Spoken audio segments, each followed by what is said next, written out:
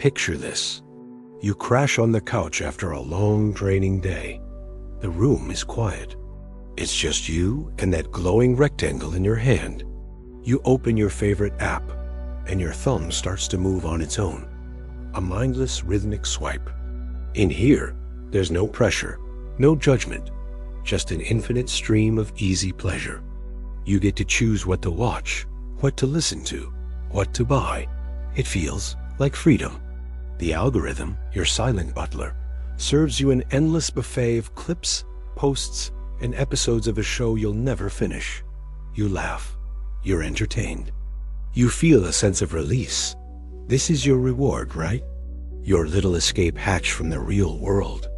But right in that moment, as you're floating in this warm current of passive joy, a haunting question starts to creep in. When was the last time you were truly, painfully bored? The second you even try to remember, your thumb reflexively swipes again, and that deep, unsettling thought is instantly washed away by the next shiny object. When was the last time you let your mind go completely blank, doing nothing, just existing? Don't you feel it? That quiet hum of something being deeply wrong? We were all raised to fear Big Brother. We were taught to be on guard against the forces that would control our thoughts and steal our freedom. George Orwell's 1984, a world ruled by pain and fear, became our collective nightmare.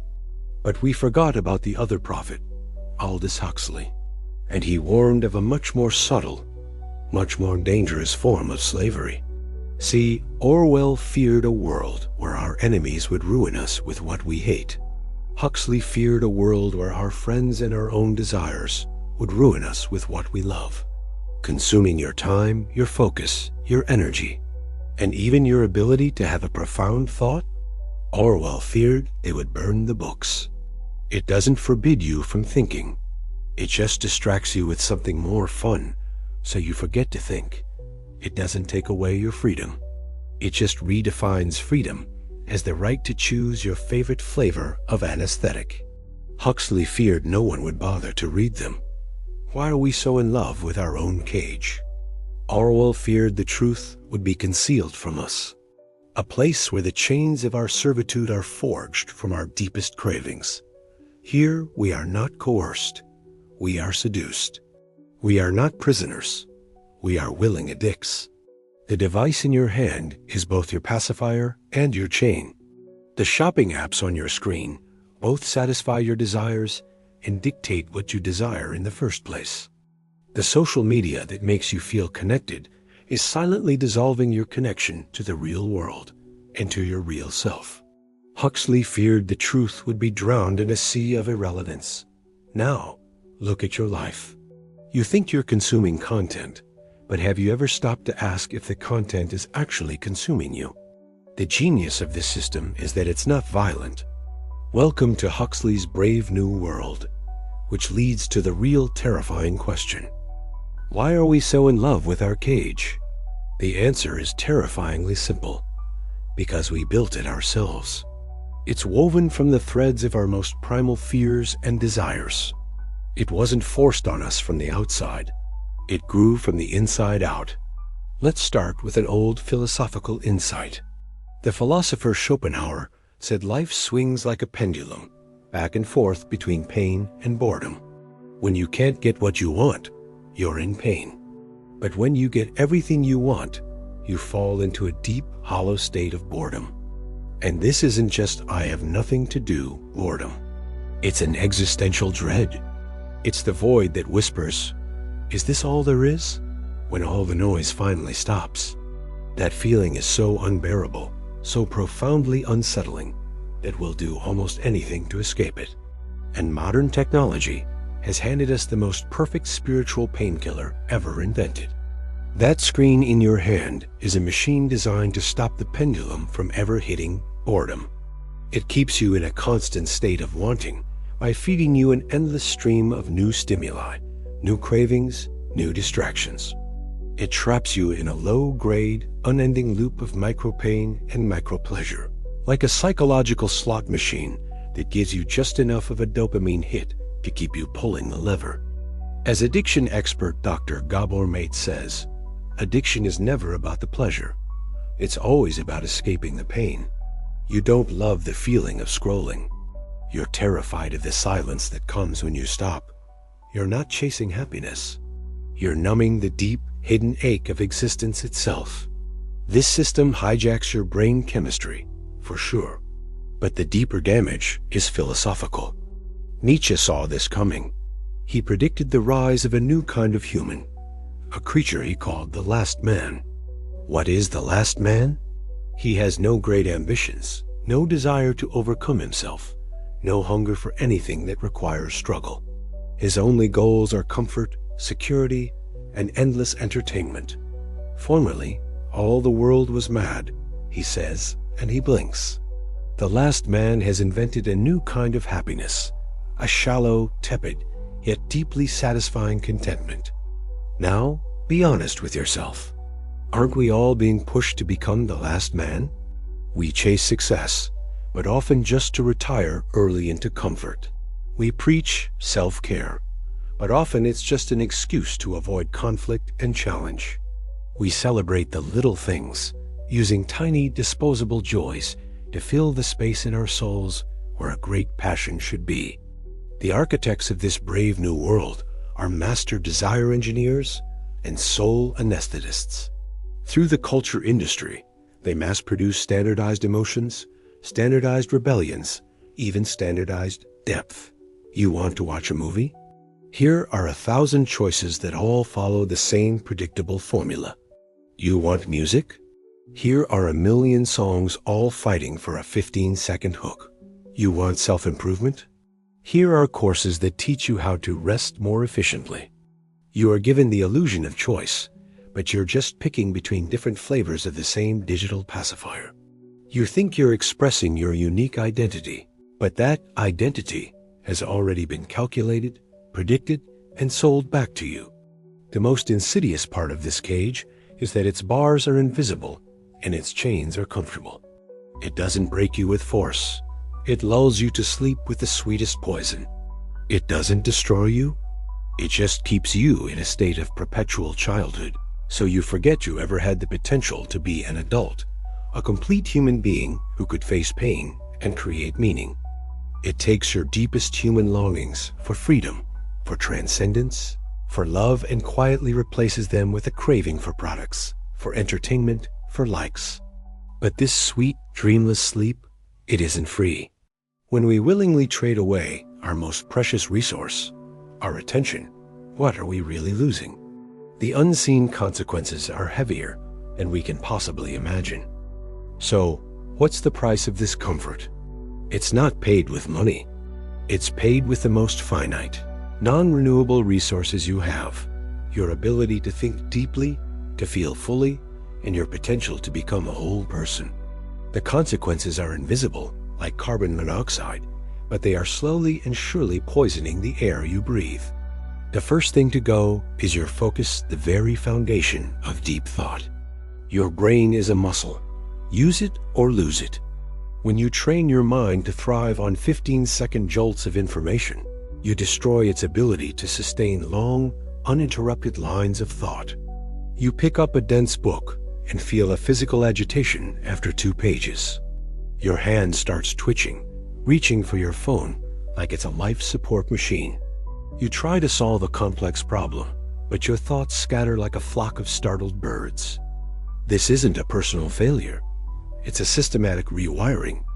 The system doesn't need to ban Dostoevsky. It just needs to make TikTok 1,000,000 times more appealing.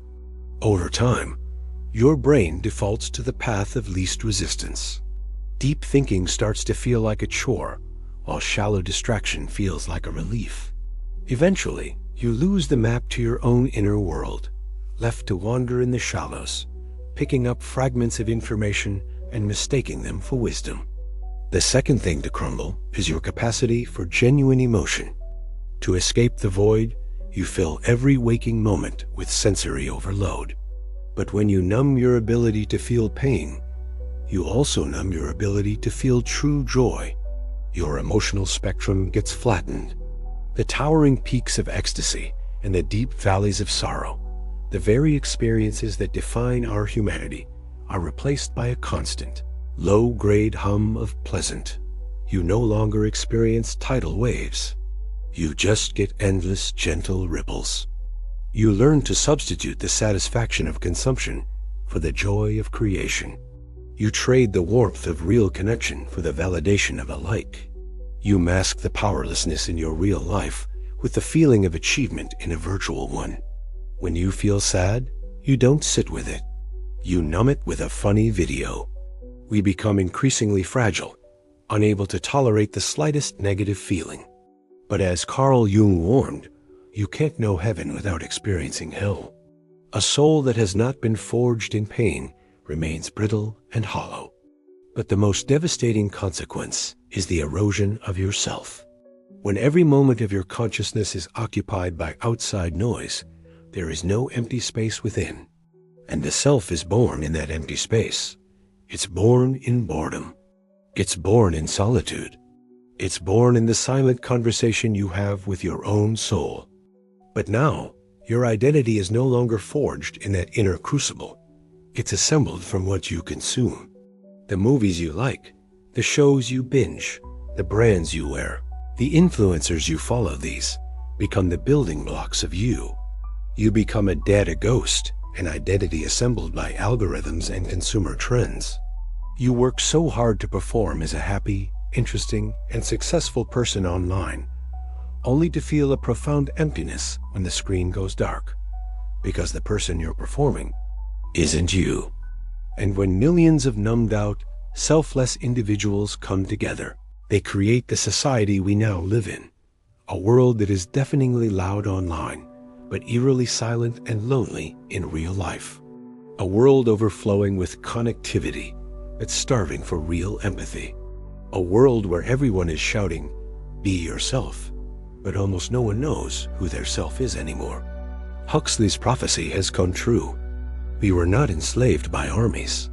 We were enslaved by our own craving for comfort and entertainment.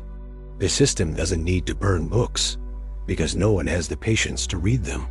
It doesn't need to censor speech, because it has drowned all meaningful discourse in an ocean of noise. We are trapped in a cage of our own making, a cage so vast, so comfortable, so total, that we don't even see the bars. We are the frog in slowly boiling water, enjoying the pleasant warmth, completely unaware that we are being cooked alive. So, is there a way out? Or are we doomed to become the last man, to drift into a collective slumber in this sweet digital abyss? Maybe not. Maybe the first step to breaking free is to do the most rebellious, most courageous thing possible in our age. How do you break the cage? The answer is going to sound absurd, even counterintuitive. It's not about downloading another productivity app. It's not a digital detox plan. It's definitely not another course on how to focus. Those are just the system's ways of fighting the system. It's a dead end. The real rebellion begins with a single, radical act to intentionally choose discomfort. I'm not talking about self-punishment. I'm talking about the necessary, productive struggle that comes with growth, creation, and deep experience. It's what Nietzsche called the fusion of the Apollonian and the Dionysian. You need the reason and order of the sun god, but you must also have the courage to embrace the chaos, passion, and pain of the wine god. The first step is to embrace boredom as a sacred space. Yes, that same existential dread you've been running from your whole life. Carve out a sacred block of time each day to do absolutely nothing. Turn off the phone, the computer, the music. Just sit there, or walk. At first, it will feel like torture. Your brain, like a junkie in withdrawal, will scream for a hit of stimulation. Push through it. Survive that initial wave of anxiety, and you'll notice something miraculous. The inner noise begins to settle. The feelings you've suppressed, the dreams you've forgotten, the intuitions you've ignored, they will start to surface like creatures from the deep. This sacred boredom is the battlefield where you reclaim your attention. It's the temple where you meet your own soul again. Second, you must fight consumption with creation. The system wants you to be a passive consumer, filling your emptiness with things other people made. To rebel is to stop, or at least to start creating, no matter how small. Write something, instead of just scrolling through feeds. Draw something, even if it's a meaningless doodle. Learn to play an instrument, even if you sound terrible. Cook a complex meal from scratch, instead of ordering takeout. The creative process is inherently difficult. It demands your full focus. It forces you to confront failure. It requires you to build order out of chaos. But this meaningful struggle will give you a profound sense of satisfaction that no act of consumption ever can. When you take an idea from inside your mind and through sheer effort make it a real thing in the world, you perform a small act of godhood. In that moment, you are not a slave to data. You are the creator of your own universe. Third, you must seek true connection over shallow connectivity. Log off the platforms that give you 1,000 friends but leave you feeling profoundly alone. Turn to the messy, imperfect, living human beings right next to you and have a real, vulnerable conversation. This means risking rejection and misunderstanding to share how you actually feel, not the polished version from your profile.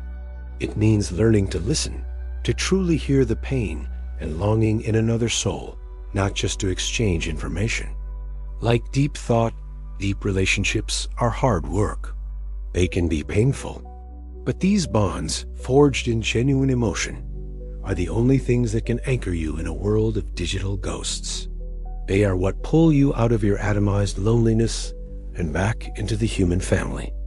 The people throughout history who truly got it were all masters of embracing discomfort. Dostoevsky stared into the abyss of human nature in a Siberian labor camp and found redemption. Nietzsche forged his Superman philosophy through a life of sickness and isolation. Jung walked to the brink of madness to confront his own inner shadow and became whole. They didn't run from the abyss. They stared into it, and they drew their power from it. Breaking the cage is a personal rebellion against the current of our time. It requires you to swim upstream, to choose the difficult over the easy, the profound over the shallow, creation over consumption. It's hard, but it's the only way. And as you begin to choose this meaningful discomfort, something amazing happens. The cheap, addictive pleasures that once held you captive start to lose their taste.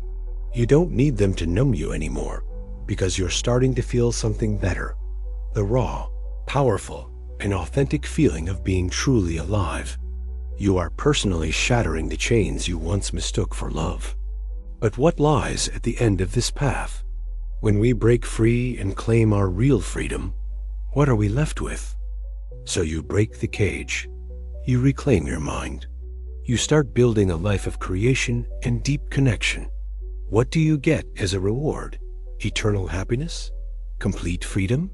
A final answer to the meaning of life? No. You get something far more terrifying and far more magnificent than Huxley's world. The ultimate truth is, there is no ultimate truth.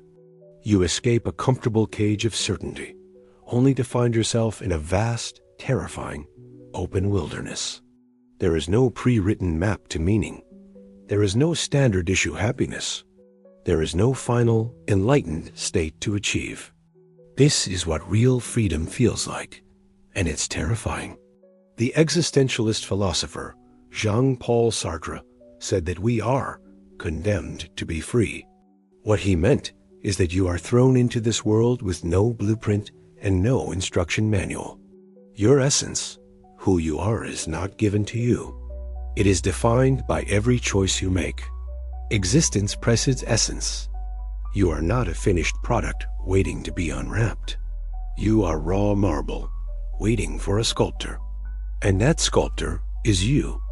In the comfortable cage, you had no real responsibility. Your feelings, desires, and identity were managed for you. You just had to consume and enjoy. But out here, in the wilderness of freedom, you are fully responsible. You must become your own lawgiver. You must create your own source of meaning. What does this really mean? It means you must face the absurd, the cosmic indifference of the universe to your struggles and your joys.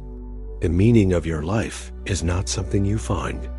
It's something you create in an act of noble rebellion against a silent universe.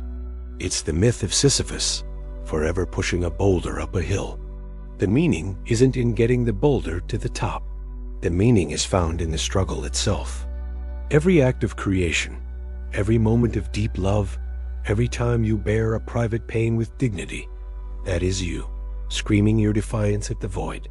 You are taking your finite, fleeting life and painting your own unique mark on an empty canvas. The mark may fade, but it was there. It was real. This is what Nietzsche meant by the Superman. Not a hero with powers, but a human being strong enough to create his own values and to love his own fate. To be able to look back at his entire life, the good and the bad, and say, yes. Again, he called this amor fati a love of one's fate. So the final realization isn't an answer. It's the demolition of your need for a prepackaged answer. Escaping the slavery of the brave new world is not about arriving at a better utopia. It's about earning the courage to face the real world. A world that is messy, painful, contradictory, and uncertain. But because of that, it is also a world of infinite possibility. Your life is not a multiple choice question. It is an open-ended story, and you are the author. You can choose to be the last man, asleep in your comfort, or you can choose to be the creator, awake in your struggle. Now, go back to where we started. You're on the couch, scrolling, but this time, you don't just feel the mindless comfort. You feel the sting of awareness. You can see the invisible chains. You can hear the wind howling from the wilderness just outside your door. You can, at any moment, put the phone down. You can stand up, and you can open that door. There is no paradise waiting for you. There is only a wild, untamed frontier that you must explore, define, and create for yourself. This is your real brave new world. If this conversation sparked something in you, a flicker of recognition, a moment of unease, a flash of clarity, don't let it go.